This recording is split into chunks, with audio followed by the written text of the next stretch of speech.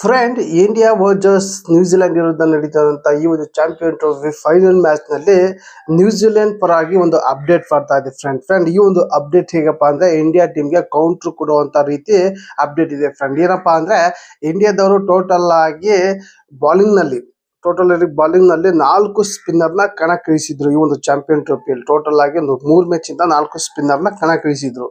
Friend total ಆಗಿ ಅಕ್ಷಯ್ ಪಟೇಲ್ ಒಬ್ರು, ಜಡೇಜಾ, ಕುಲ್ದೀಪ್ ಯಾದವ್ ಹಾಗೆ ವರುಣ್ ಚಕ್ರವರ್ತಿ 4 ಸ್ಪಿನ್ನರ್ ನ 3 ಮ್ಯಾಚ್ ಇಂದ ಕೂಡ ಕಂಟಿನ್ಯೂಸ್ ಆಗಿ ಆಡ್ತಾ ಇದಾರೆ ಟೀಮ್ ಇಂಡಿಯಾದವರು. ಅದೇ ರೀತಿ ಈಗ ನ್ಯೂಜಿಲೆಂಡ್ ಕೂಡ 4 ಸ್ಪಿನ್ನರ್ ಜೊತೆಗೆ ಕಣಕ್ಕಿಳಿಸುವಂತ ಸಾಧ್ಯತೆ ಬಹಳ ಇದೆ ಅಂತ ಒಂದು ಅಪ್ಡೇಟ್ ಕೊಡ್ತಾ ಇದ್ದಾರೆ. ಫ್ರೆಂಡ್ ಅವರು ಕೂಡ 4 ಸ್ಪಿನ್ನರ್ ಜೊತೆಗೆ ಕೂಡ ಫೈನಲ್ ಮ್ಯಾಚ್ ಗೆ ಕಣಕ್ಕಿಳಿತಾರಂತೆ.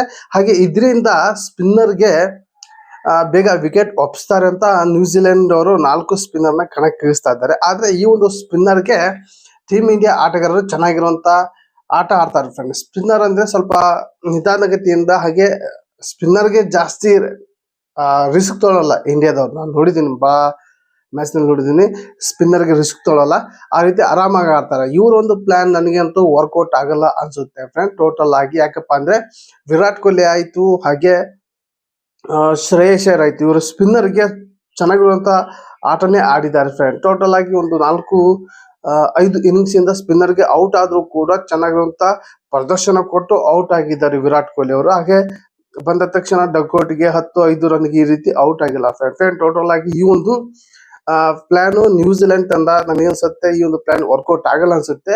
ಇವರು ಏನು ಇಷ್ಟು ದಿವಸ ಏನು ಪೇಸರ್ ಎಷ್ಟು ಯೂಸ್ ಮಾಡ್ತಾ ಇದ್ರು, ಹಾಗೆ ಸ್ಪಿನ್ನರ್ ಹೇಗೆ ಎಷ್ಟು ಜನ ಯೂಸ್ ಮಾಡ್ತಿದ್ರು, ಅದೇ ರೀತಿ ಯೂಸ್ ಮಾಡಿದ್ರೆ ಏನಾದ್ರೂ ಸ್ವಲ್ಪ ವರ್ಕೌಟ್ ಆಗ್ಬೋದು. ಆದ್ರೆ ಈ ಒಂದು ಪ್ಲಾನ್ ವರ್ಕೌಟ್ ಆಗಲ್ಲ ಅನ್ಸುತ್ತೆ.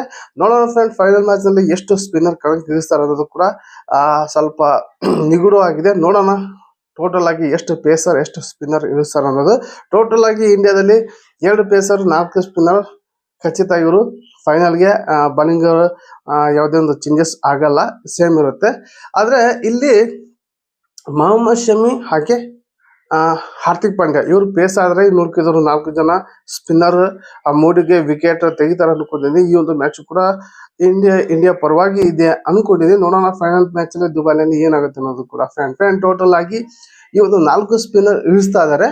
ಆದ್ರೆ ಏನು ಬರ್ಬೋದು ರಿಸಲ್ಟ್ ಅನ್ನೋದು ಕಮೆಂಟ್ ಮೂಲಕ ತಿಳಿಸಿ. ಹಾಗೆ ಈ ಒಂದು ವಿಡಿಯೋ ಇಷ್ಟ ಆದ್ರೆ ಒಂದು ಲೈಕ್ ಕೊಡಿ, ಹಾಗೆ ಈ ಒಂದು ವಿಡಿಯೋ ನಿಮ್ಮ ಫ್ರೆಂಡ್ಗೆ ಶೇರ್ ಮಾಡಿ ಅಂತ ಹೇಳಿ ಏನ್ ಮಾಡ್ತಾ ಇದ್ದೀನಿ ಮತ್ತೆ ಅಂತ ತಿಳಿಸಿ.